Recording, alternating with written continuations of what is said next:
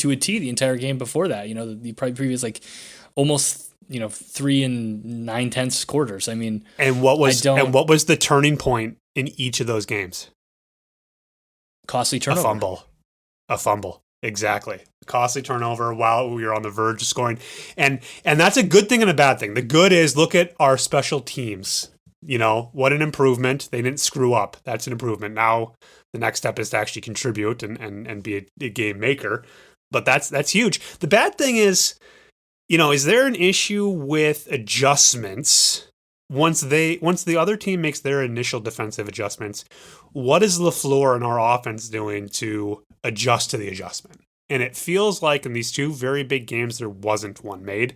And also I'll include the Vikings game. There wasn't an adjustment made when we came out flat. And we can point to rookies, we can point to all that good stuff. But we have a couple years of a track record of us having hot starts and then kind of middles. Yeah, I don't know. I mean, I don't know what the answer is, honestly. Like they come out, they've got a good scheme. I think if it's working, you just kind of keep with it. And that's my only guess is like, this worked in the first half. It should work in the second half. Obviously, the defense comes out, makes adjustments, and is able to, get a ton of consecutive stops against our offense. And, again, I don't know what it is. I don't know if we need to game plan the entire game, if every play should be called from beginning to end, or what. I don't know what you do. But yeah, it seems like our offense, and Matt LaFleur in particular, they don't do a great job of adjusting when the defense is, making their in-game adjustments and playing well in the second half. Well, yeah, and I think that's something that we'll keep our eye on. I think it's something that is probably circulating more and something that they'll improve on. But at the end of the day, most people expected this to be a low-scoring game, a defense game, and a lot of people thought it was going to be a race to 21. It was a race to 14, apparently, and the Packers did it. So that's exciting that we got the win.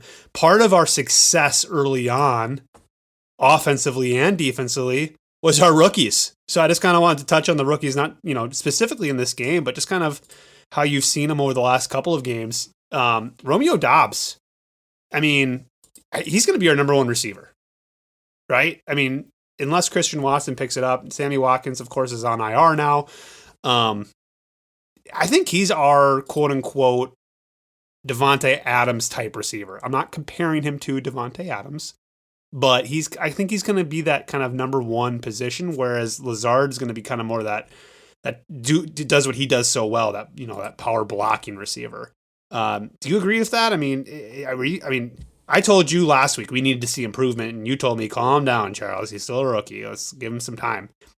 Huge step last week, with this game, and I was surprised to see that. I was surprised to see it too. I mean, he had the game that I thought Tonyan was going to come out and have. 8 receptions, 73 yards, and a touchdown. Good point. Tonyan had a fine game. He had 6 receptions for 37 yards, so he was, certainly was a big part of the offense on Sunday. But if Doubs can come out and have 8 catches a week, he's gonna be our number one receiver for sure. Especially with kind of how Rodgers is spreading the ball around these days. And they were real routes. Yeah. They were real routes. They weren't flats. They weren't easy tosses. They weren't, jet sweep type stuff. They were slants. They were real NFL wide receiver routes, and it was awesome to see. Yeah, awesome. It was awesome for sure. And, he seemed to be pretty good after contact too, and yards after catch. He's fast, he's athletic, so I think he's going to be your field stretcher, especially if Watson's going to be out for a couple weeks. And yeah, I mean, I can envision him kind of moving into that number one receiver spot. I love it. That's what a cool story if that happens. So I hope, again, we don't want to put him on too high of a pedestal, but it's exciting to see. He has more touchdowns. He has more touchdowns than Chris Olave. So I'm just throwing that out there. Love it. Defensively, another rookie, Quay Walker, with a sick knockout punch fumble to stop any kind of points coming off of our fumble, I think is when that happened. But Quay Walker seemed to be in all the right spots and all the right times, and that punch out to force a fumble was pretty darn cool. Well, so yes, I mean, I thought Quay Walker needed to have a good game in order for this defense to be successful. He didn't really have a good game. He didn't really have a good game. He was our lowest graded defenseman in this entire game, with a super low 36.3 grade from Pro Football Focus. But there's something to be said about situational football and situational awareness. And, we've seen this from Tom Brady before. He throws 3 interceptions against the Packers in the championship a couple years ago, but he comes out and he makes the plays when they matter. We've seen other guys who play pretty well, but then their mistakes come at critical moments. You know what I mean? So I won't say that he played poorly. You won't be as high as I am. I won't be as high as you are, and I won't be as down as maybe the grade will tell us, because being able to make those plays at the right time is important. And why I feel like the low grade? Do you know? Yeah, I think he only had 5 tackles, and he had no stops, no pressures. He had a lot of he got a lot of catches thrown his way, so passes he wasn't able to contest or break up. So yeah, or just based on all that, and he was also, I think, one of our lowest, if not our lowest graded run defenseman as well. It's the 3rd week in a row where I feel like he passed my eye test, my unprofessional eye test. So I think that's why I was so excited to see.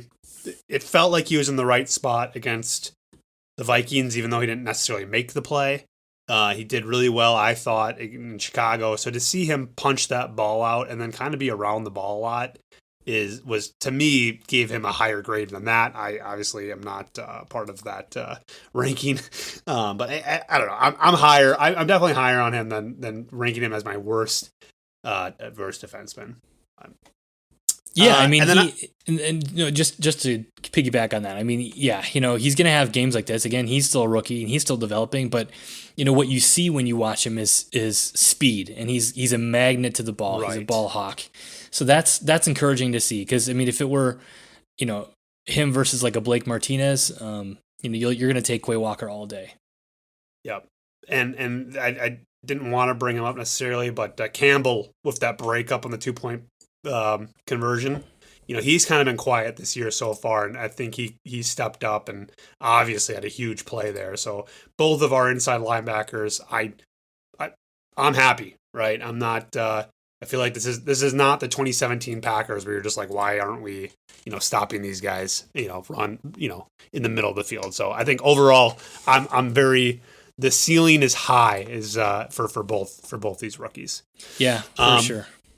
Before we kind of wrap it up on overall thoughts and, what we think about the Packers in the first 3 weeks is, we haven't said his name yet all day, but what does Rodgers call him? The giant giraffe, the tall giraffe, David Bakhtiari, was on the field. He was being, there was some load management, right? I think he played every other series but he was on the field. What do you think of that? What do you think of the load management? Do you think that's concerning? Do you think that was because of the heat? Do you think that was because it was his first game back since the Lions last year? What do you think about David Bakhtiari coming back? I think we were both surprised, to say the least. Shut up and I'll tell you. I was super surprised he was back, to be completely honest. I did not expect him to come back until next week. Since he wasn't put on PUP, I thought he'd come back week 4. If he were replaced on the PUP, he wouldn't have been able to come back until week 5. So I assumed, just precautionary, he'd be back the week before he would have been had he been on PUP. I was super excited to see him. I think that was a huge boon for our offense, especially our offensive line, especially for Aaron Rodgers, just to have his presence on the field. All of a sudden, we've got Elton Jenkins back at right tackle and David Bakhtiari back at left tackle. And, he played pretty well. And I think the pitch count makes sense given the heat, like you mentioned, but also, we kind of saw what happened last year against Detroit, the last game of the season. So I think you want to get him reacclimated, but you don't want to overexert him, because I think we know when guys are playing with injuries or they're playing tired, they tend to, cheat or chip or, get forced into a position where they could be, getting hurt again. So I have to think it's kind of all of the above, probably more so just want to make sure he's reacclimated to this, speed of the game. Do you think we see it again next week against the Patriots? The pitch count, you mean? Yeah. I don't know. I mean, I think that depends on how much he's practicing this week. If he's missing every other day of practice or every other day of team drills, then I think we'll see him on a pitch count again. And until he's practicing consistently and can kind of get back to game shape. He looked good last year against the Lions, and then the disappointment of him not coming out the following week or 2 weeks later in the playoffs kind of was the real letdown. So I think next week tells a lot about his improvement and his healing, because if he, for whatever reason, can't go on Sunday, then I think we almost have to say goodbye to David. It's almost like, oh man, he's still, the recovery still isn't there. So I'm okay if we see him on a pitch count. I'm okay if we see him on a pitch count all the way till games really matter, this fall. If that makes medical sense. I just don't want to see him miss a game now, right? I think that's going to be the real tell of where he's at. Yeah, for sure. That would be disappointing, because then I think you're thinking, okay, there's been a setback. Right. Exactly. So, well, overall, we won. I picked this game to be a loss before the game and at the beginning of the season. You were confident. I'm glad you were right. Now that we're 3 games in, I mean, how big of a win was that? I mean, that's going to be one of our on paper, was one of our tougher opponents in the earlier part of the season. Minnesota on the road, and this I thought was going to be some of our 2 hardest. I mean, does your perception of this team change at all? After this week from what it was before this week or even before the season? No, I mean, I'm encouraged by what I saw on Sunday against the Bucs. I mean, this team is kind of, I think we knew what we were getting into this season. The offense was going to be a little bit slow to start, and our defense was going to have to pick us up. I for the most part, I thought it was good situational football. We were able to come up with that goal line stand on, at least in the 2-point conversion, at the end of the game, and then special teams is getting better. Our offense is getting a little bit better, it seems like, week to week. And, if Romeo Doubs can ascend to that number 1 receiver, and then if Christian Watson can come back and be a really strong contributor, and then we get Sammy Watkins back at some point, I think our offense can be above average. I don't think we're going to be world beaters by any means, but I was encouraged by what I saw. As far as this game is concerned, I mean, yeah, Tampa Bay, an NFC opponent, somebody we'll probably see in the playoffs, and this could mean a lot for not only for seeding, but for home field during the playoffs. So we'll see how it all plays out, but this could end up being a huge win for the Packers down the road. Yeah, because you know how important that home field advantage is for us.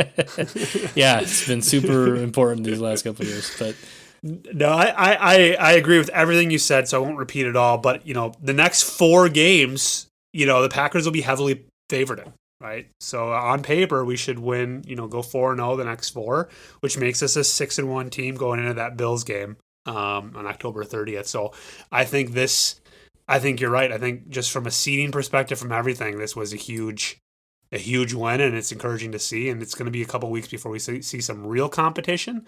Doesn't mean we can take any of these teams lightly, but it's exciting that we got we kind of proved ourselves to the fans and to the rest of the NFL.